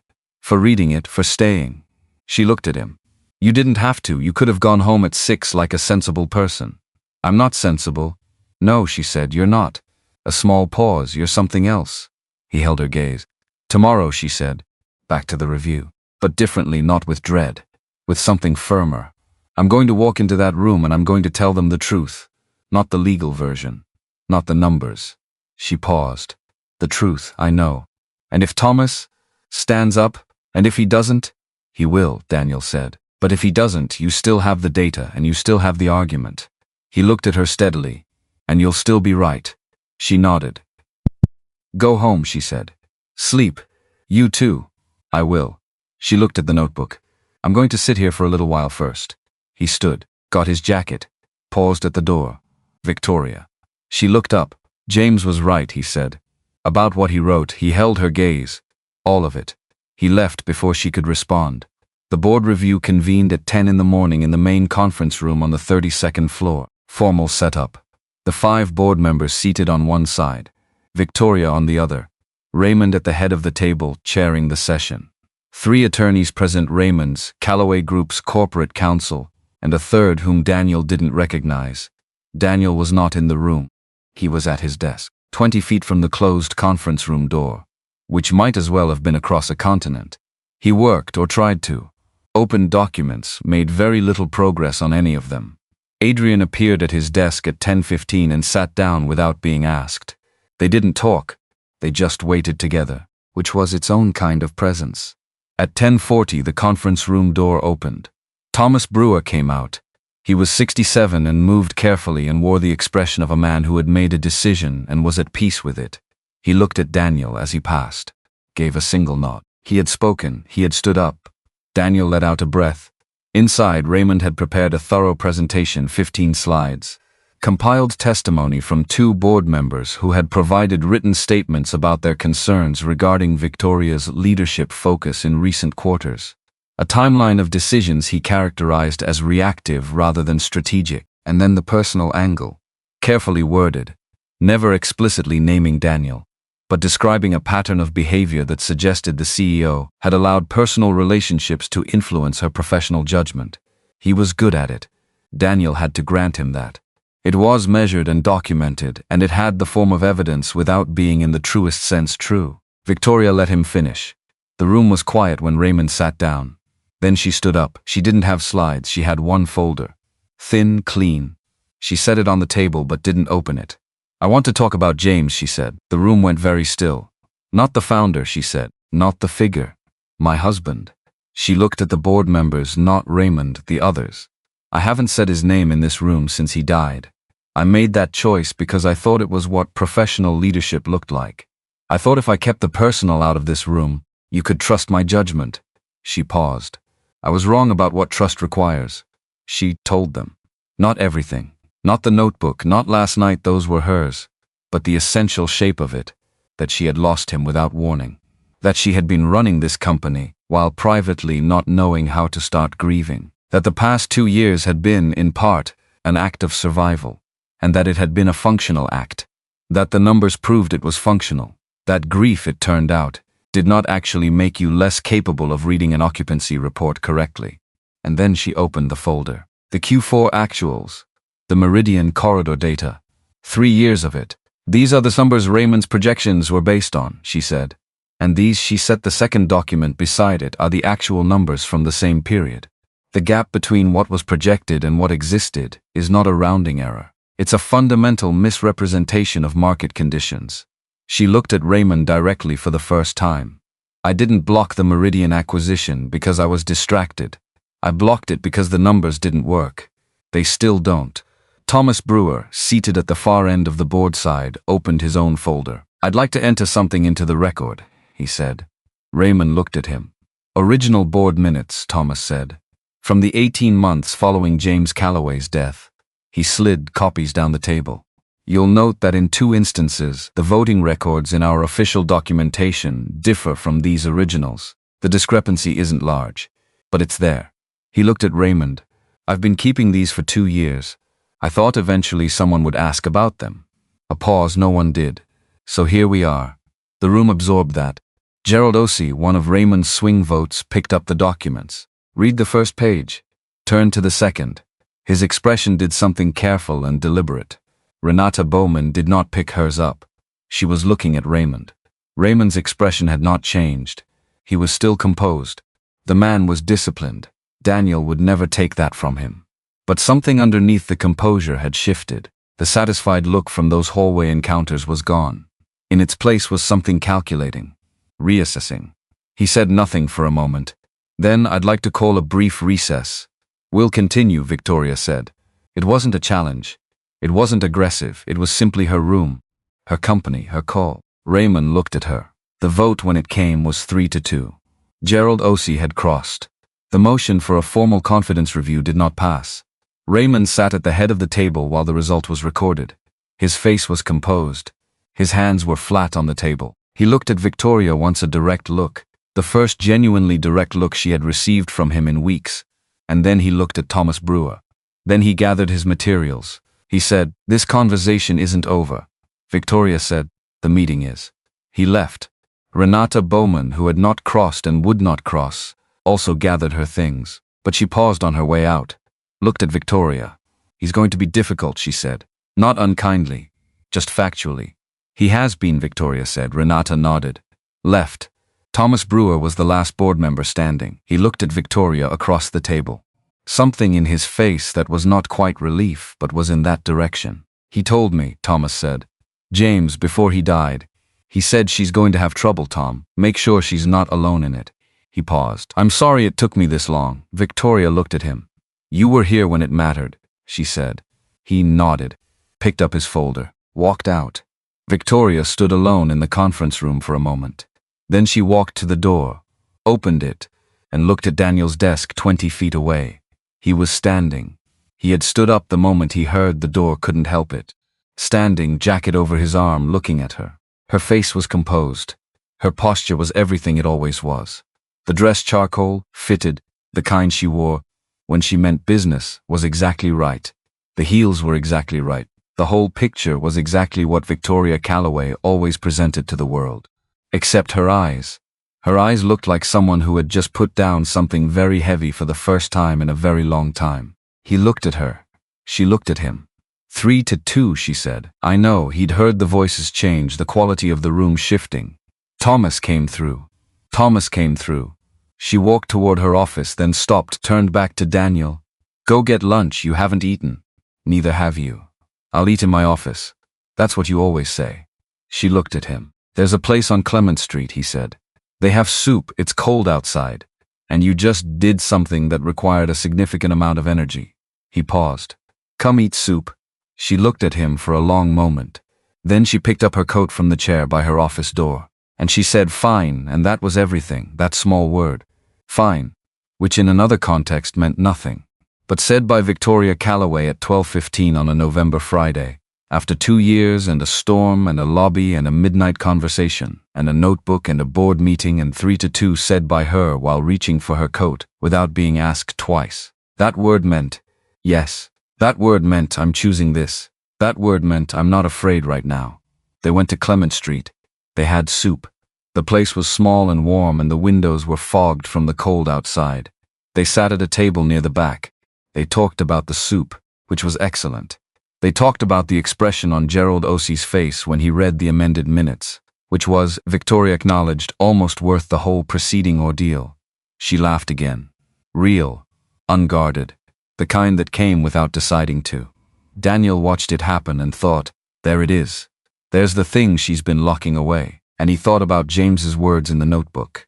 Say yes when it comes. Don't be afraid, he thought. I'm listening. He thought, I hear you. Raymond Holt resigned from the board on the Monday after the vote, 3 days. That was how long it took him to calculate his exit and execute it. Not long enough to suggest panic. Long enough to suggest he had done the math carefully and arrived at the only conclusion a man like him could live with. No drama, no press release. A single letter, formally worded, submitted through the corporate secretary's office before anyone arrived. By the time Daniel got to his desk at 7:45, the letter was already in Victoria's inbox, and the building was already carrying that particular quality of energy that moves through an office when something significant has happened, and no one quite knows what to do with their face yet. Daniel read it. Short. Precise. The language of a man who had calculated his exit the same way he had calculated everything else, with discipline and without sentiment. Personal reasons, gratitude for the privilege of service, best wishes for the company's continued success.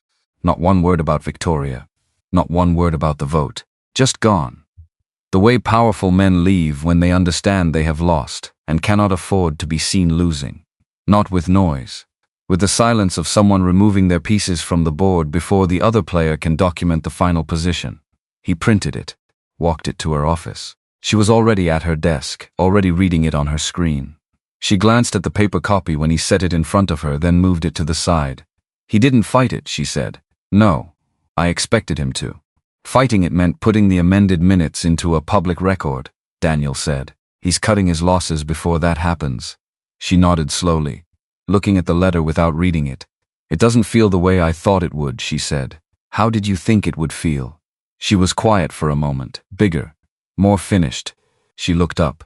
It just feels like a Monday. That's because the real thing already happened, he said. Thursday was the thing. This is just paperwork. She looked at him and she almost smiled. Not quite. But the place around her eyes did something that was in that direction. Clear my 9 o'clock, she said. I need to call Thomas, already moved it. He turned to go. Daniel. He stopped. Thank you, she said.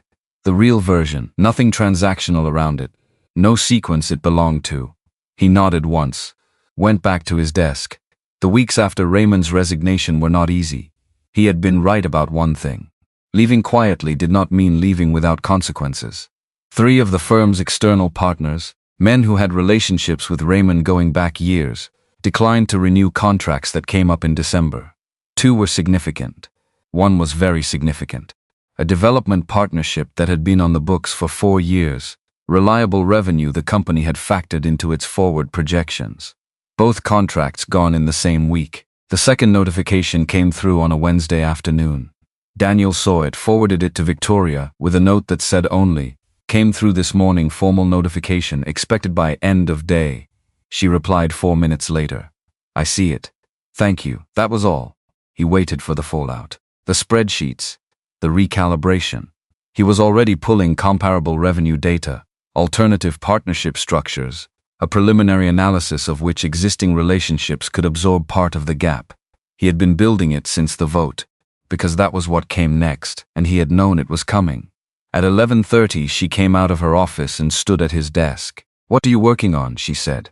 He turned the screen toward her. She looked at it, processed the numbers the way she always did, fast, without moving her face. "The Dayton Group," she said. Her finger landed on one line. "Secondary partner for 2 years. Underutilized. Their portfolio directly complements what we're losing." He paused. "I think there's a pitch there." "I think so too." She straightened. "Set up the meeting. Outreach is already drafted." She looked at him, not surprised. She had stopped being surprised by that particular thing. But each time, something in her expression was warm. Not the professional warmth. The real kind. "Send it," she said, and went back to her office. He sent it. And then he sat for a moment. Not working. Just sitting. Thinking about those 2 words. What would I do? Which she had said to herself the week before under her breath, not expecting him to hear. He had heard. He had not responded. But he had been thinking about it since. Not because it was useful. Not because it meant she needed him professionally. But because of how she had said it. Like the thought surprised her.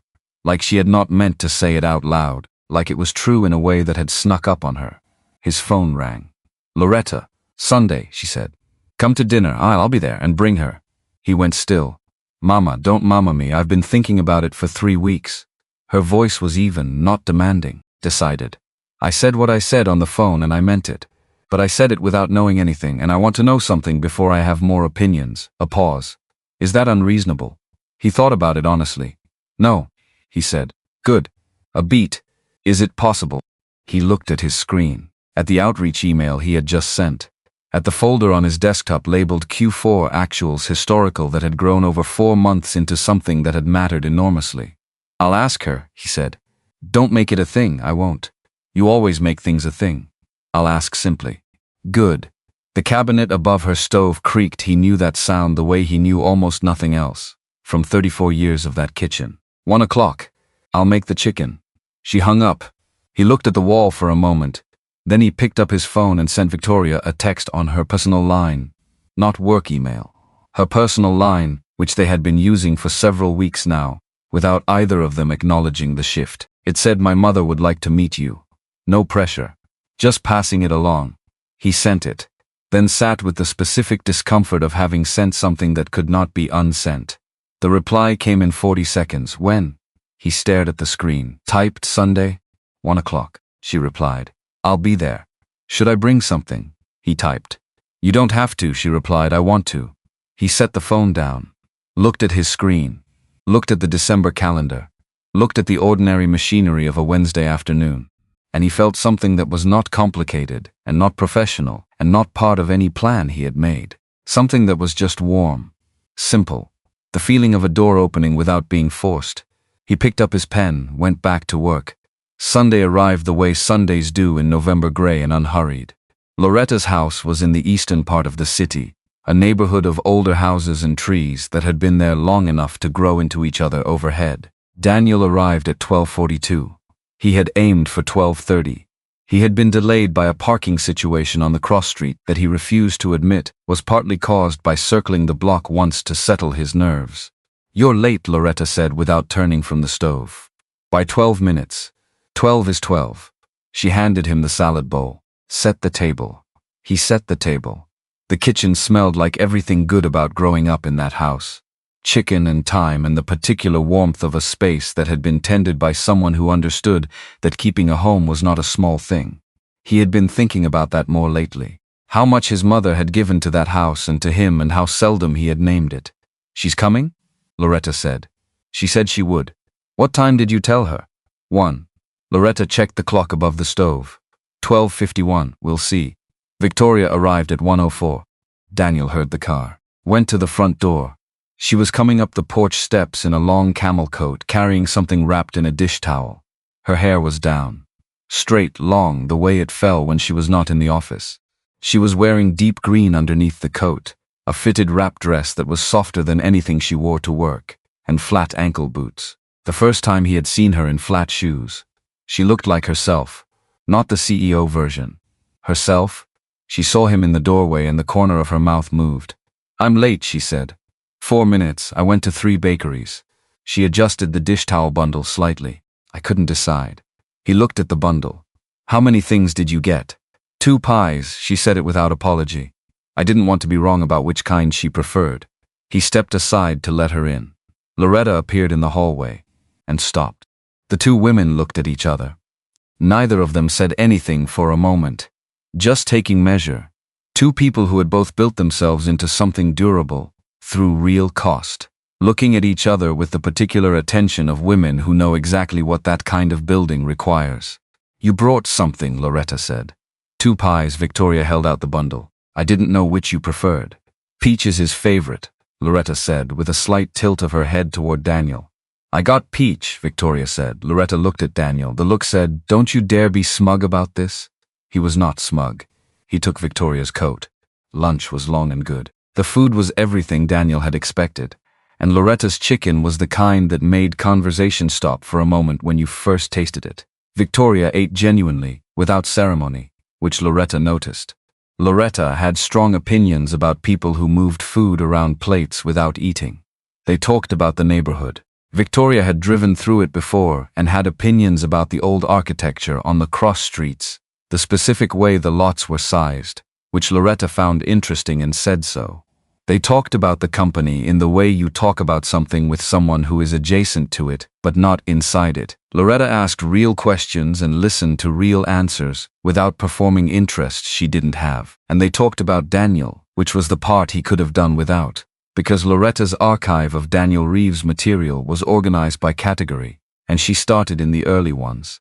"He was 7 years old," Loretta said, "and he reorganized my entire kitchen because he decided the layout was inefficient." "It was inefficient," Daniel said. "I had been cooking in that kitchen for 11 years. Inefficiently." Victoria laughed, surprised out of her. The real kind, not the version she performed when something was mildly amusing. The kind that happened before she could decide whether to allow it. Loretta looked at Victoria when she laughed. That particular look, the one that was checking whether it was real. It was real. Loretta decided that quickly. After the meal, Daniel cleared the table. Loretta's policy, whoever didn't cook washed up, and guests were not exempt, because treating someone like a guest was in her view a way of keeping them at a distance. Victoria washed dishes without being asked. Loretta dried them. Daniel passed through with glasses and caught pieces of what they said. Loretta, "Lo, he works too hard." Victoria, "He does. You have to make him take lunch or he forgets." Loretta, "Has that worked?" Victoria, "We're getting there." And then quieter. Loretta, with the dish towel in both hands, "He told me you've had a hard couple of years." Victoria paused. "Yes. He didn't say what kind. He wouldn't." She set the towel down. "I just want to know one thing. Not about the job. Not about any of that." She looked at Victoria directly. Does he know you see him? Not what he does, him. Victoria was quiet for a moment. Then he saw me first, she said. Before I was ready to be seen, before I even knew I was letting him. She paused. I think that's the only reason I trusted it. Loretta looked at her for a long time. Then she picked the dish towel back up and nodded. Once. The specific nod of a woman who has received the answer she was actually asking for, and does not need to make a production of it. Daniel, in the doorway, said nothing. He went back to the dining room, rearranged nothing. Just stood there for a moment with his hand on the back of a chair, looking at nothing in particular, feeling something he did not have a word for yet and was not going to rush. When they left, Loretta stood on the porch in the November cold with her arms crossed. Daniel looked back from the sidewalk. His mother was standing in the porch light, and she was looking at him with an expression he had not seen on her face in a long time. Not approval exactly. Something more specific than that. Something closer to relief. Not about Victoria, not primarily. About him. About the version of Daniel Reeves she had just spent 2 hours watching, a man who sat at a table with his mother and this woman, and was not managing the situation. Was not being useful. Was not performing the role of the most capable person in any room. Was just present in it. Belonging to it. She raised one hand, he raised his. He walked to his car thinking about how some things you spend years moving toward without knowing that's what you're doing. And then one Sunday afternoon in November, you look back at your mother on her porch, and you understand that you have been arriving somewhere for a long time, and you are almost there. Victoria's car was parked 2 spaces ahead of his. She was standing beside it, coat on, keys in hand, looking at the old magnolia in Loretta's front yard. The tree had lost most of its leaves by now. Just the shape of it against the gray sky, the architecture of it, the proof that something had been growing for a very long time. She heard him and turned. They stood on the sidewalk. She loves you, Victoria said. I know. Not in a soft way. She looked at the tree, in the way that cost her something. The kind of love that has calluses on it. He looked at his mother's house. She worked 2 jobs for 6 years when I was in school. Never once said it was hard. Just did it. He paused. I spent a long time thinking that meant I owed her something, that I had to be worth what it cost her.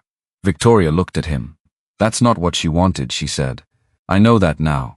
He looked at her. It took me a while. She held his gaze for a moment. Then she looked back at the tree. James's mother was like that, she said, quietly. Everything she gave without naming it. So you never knew how much there was until it was gone. She paused. I think that's where he learned it. How to love people without letting them know the full weight of it. A car passed. The street settled back to quiet. Come on, Daniel said. It's cold. She nodded. Got in her car. He got in his. And he drove home through the gray afternoon, thinking about Calloway's love and what it costs and what it builds, and how sometimes the people who love us most imperfectly are the ones who teach us the most precise things about what love actually requires. The envelope arrived on a Thursday evening 3 weeks after Sunday dinner. Daniel was the last person on the floor. He had been working through a Dayton contract revision that kept surfacing complications the way certain documents do. You solve one clause and another one flags. Victoria had left at 6:30 with the particular expression she wore when she was done with something and had decided to trust it. He had stayed. The work was close to finished. He was at the elevator when the overnight guard, the same man who had been at the desk the night of the storm, and who had told him about Raymond's direct line calls 8 weeks ago, came through the lobby from the south entrance. The man saw him. Stopped. I've been holding this, he said. He held out a standard envelope, sealed. Daniel's name on the front in handwriting he recognized immediately, precise, unhurried. Raymond Holt's hand. He left it the morning he submitted his resignation. Put the resignation letter in the secretary's box and then came to the desk himself. Said to give this to you. Specifically. Personally. The guard looked uncomfortable. I wasn't sure I should. I didn't know what was in it. Daniel took it. Thank you for telling me. He did not go back to the terrace. He had stood out there in the dark twice already, with things he needed to think through, and that particular geometry had done what it needed to do. He took the elevator down, walked out the south entrance onto the side street, and stood under the narrow overhang where the building's loading dock jutted out, and the street was quiet, and there were no glass walls and no city views arranged to make the moment feel significant. Just a man standing under concrete overhang in December with an envelope in his hands. He opened it. One page, Raymond's letterhead, dated the morning of his resignation. He read it. I've known for 8 months about James. He told me himself the week he was diagnosed. He asked me to watch over Victoria, to make sure the company stayed on course and that no one took advantage of the transition. He said she would struggle. He said she needed structure around her until she found her footing again. He was trying to protect her. I believed I was honoring that. I was wrong about what protection means. I can see that now. I spent 8 months building walls around a woman who was perfectly capable of deciding for herself what she needed. I mistook my grief for a mandate. I mistook my fear of watching what he built fall apart for authority I was never given. I am leaving because I can see clearly that she does not need protecting. She needs room. She needed room 2 years ago and nobody gave it to her, including me. This letter is not for her. It is for you. Because you figured out what I could not. And because James, if I am honest, would have liked you. He had good instincts about people and he would have seen what you are. I am sorry I did not see it sooner. Daniel stood under the loading dock overhang for a while. He thought about the text messages, unknown number. 2 sentences the first night. 1 sentence after Raymond's offer in his office. He had known at the time, in the way you know things you can't yet prove, that they came from Raymond. The letter confirmed it without saying it. Because a man who had been that careful about everything, who had cultivated the guard's direct line, and known who was in the lobby that rainy night, was not a man who left anonymous messages at random. He had been trying in his own calculated way to give Daniel an exit before it came to this. He had not taken the exit, and Raymond in the end had understood why. Daniel folded the letter, put it in his inside pocket. He thought about whether to give it to Victoria. Stood there thinking about it for a real amount of time. Not quickly, not performatively, actually thinking. He decided not to. Not because she couldn't handle it. She could handle anything. She had demonstrated that more thoroughly than any document required. But because she had already done the work of understanding Raymond, the flawed, grief-driven, controlling version of care that had made him dangerous. She did not need another item to process. She did not need to know that Raymond had spent 2 years thinking he was honoring James. She had her own relationship with James now, real and complicated and hers, and Raymond's version of it was not something she needed to absorb. Some things were allowed to be held rather than shared. That was also a form of care, the kind that didn't announce itself. He pushed off the overhang and walked to his car, and thought, once, about James writing in the notebook at the end, "Don't let them take what we built." He had meant the company. But he had also meant something larger. The right to be fully present in her own life, to need people without apology, to be seen without performance. Nobody had taken it. She had it. The December evening when everything finished the way it needed to finish was a Thursday. Not a special day. Not planned. The city had been cold for 2 weeks and the rain came back in the way it does in December. Not the dramatic storm of October, but something steadier. Patient. The kind of rain that settles in for the whole night because it has nowhere else to be. Daniel was finishing the last of the Dayton revisions. The term sheet had been moving through its stages, with the methodical reliability of something that was going to become real. 2 more weeks, the attorney had said. Maybe 3, but the shape of it was clear. He looked up at 6:40, and the floor was empty and the windows were dark with rain. Then Victoria's door opened. She came out with her coat over her arm. Stopped when she saw he was still there. "Still here," she said. "Still here," he said. "The Dayton revisions." She looked at her coat. "I was doing the same thing." "Which section?" "The counterparty clause. The 60-day window." "I flagged that one."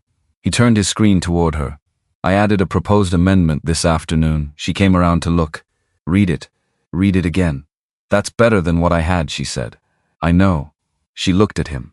"You're impossible," she said. "You're welcome." And she laughed. Not the surprised kind. Not the public kind. The warm, fully present, all the way through kind that had become the thing he most looked forward to in any given day without ever deciding to. The kind that meant she was not managing the room, was not performing, was just in it. "Go home," she said. "Both of us." He shut his laptop. She pulled on her coat. They turned off the lights in the order they always turned them off, which had become a sequence neither of them had named, and both of them followed. They rode the elevator down together. The lobby guard nodded. They pushed through the revolving doors, and stopped. Because the rain was genuinely coming down. Not impossible, but the kind that makes you pause under an awning and reconsider your immediate plans. They stood under the entrance canopy side by side. The street was wet and lit. A cab went past. Someone across the street was wrestling with an umbrella that had already lost the argument. Victoria watched the rain. Daniel watched the rain, and he thought about the last time they had stood in this exact spot. October, her ankle, her weight in his arms, her voice saying, "I forgot what this felt like," as if the words had escaped before she could decide whether to let them, as if her body had said the true thing before her mind could intervene. He thought about everything that had been built between that moment and this one. Not by force, not by plan, by two people who kept showing up and being honest and choosing each time they had the chance to close a door, to leave it open instead. "Last time we were out here," he said. "I know," she said. "The rain. I didn't say thank you," she said. "That night. You didn't need to. That's not the same as shouldn't have." She was looking at the street. "I was so busy trying to close back up that I forgot basic courtesy." "Victoria, let me say it." She turned to look at him. "Thank you.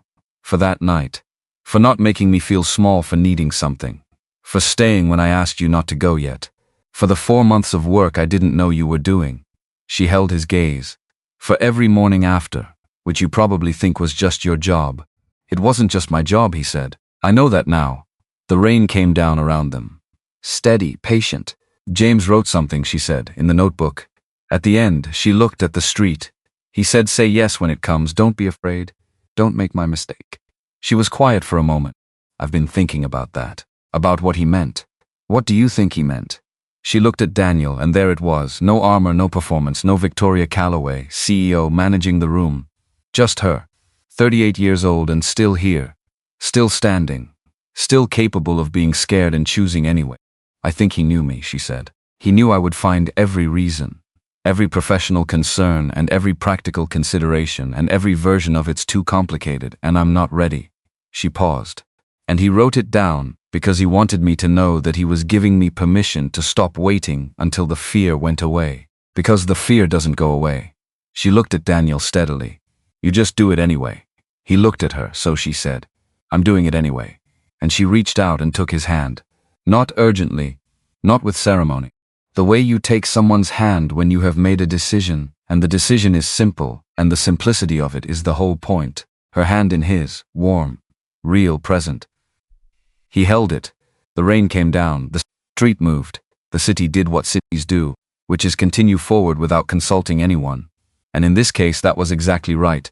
That was the correct behavior of a city on a December Thursday night. To simply continue while two people stood under an awning and let something that had been in progress for 10 weeks finally arrive.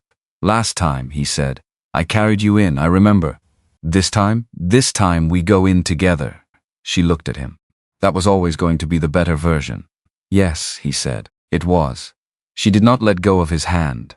They walked through the revolving door, into the warm lobby, into the lit, ordinary, specific space of a building they both knew better than almost anywhere, which had now become the place where something true had happened twice. Once in October rain. Once in December rain. The same building. Different people. The same two people actually, but opened up. Wider than they had been, more themselves. The guard looked up. Looked at their joined hands. Looked back at his desk with the professional discretion of a man who had seen this building hold a great many things. They stood in the lobby for a moment. "I'll see you tomorrow," Victoria said. "Tomorrow," he said. She looked at him one more time. That look. The specific one. The one that had been developing since October and had no professional category and did not need one. Then she walked to the south exit where her car was parked. He stood in the lobby and watched her go, and felt something settle. Not dramatically, not with music, just settle. The way things settle when they have finally landed where they were going. He walked to the north exit, into the December rain. Into the quiet street, and he thought, this is what yes looks like. Not the version in movies, not the grand declaration in the rain. Two people standing under an awning on a Thursday, being honest, taking a hand. Oh, that's the whole thing. And it turns out that is enormous. It turns out that is everything.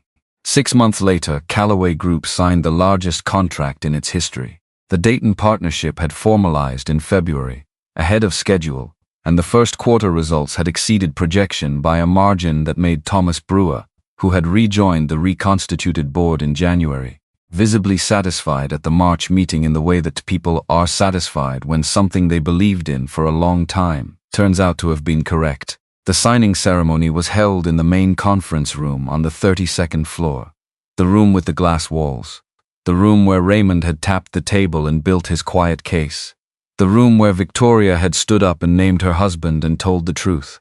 It was a good room, it turned out. Rooms are what happens in them. There was a journalist from a business publication, a photographer, the kind of event Calloway Group had not hosted in 2 years, partly because there had been less to celebrate, and partly because Victoria had not been, in those 2 years, someone who stood still long enough to let good things be witnessed. She was different about that now. The journalist asked her, at the end, what she would say had made the difference. In the recovery, in the rebuild. Victoria looked around the room, at Adrian near the window, at Thomas Brewer, at the people from her team who had worked through the hard months and stayed. And then she found Daniel, standing where he usually stood, present, not central, close enough and far enough, except that the far enough part had changed. He was someone people looked for in a room now, not for what he could do, for him. She looked at him for one moment, then at the journalist. I used to believe that strength meant not needing anyone, she said, that the less you required of other people, the more capable you appeared. I built a whole version of myself on that idea. She paused. It was wrong. Needing people is not the opposite of strength. It's what strength is actually for. So that you can show up for the things that matter. So you can build something that lasts past any single person's endurance. The journalist wrote it down. And across the room, Daniel looked at her. And she looked back. And that was enough. That was, in fact, the whole story. Two people who had learned at real cost that being seen was not the same as being exposed. That needing someone was not the same as being diminished. That the bravest thing was not the grand gesture but the small daily choice to stay open, to stay present, to take someone's hand and walk into a warm lobby out of the December rain and say, this is the version I want, which it was, which it always had been.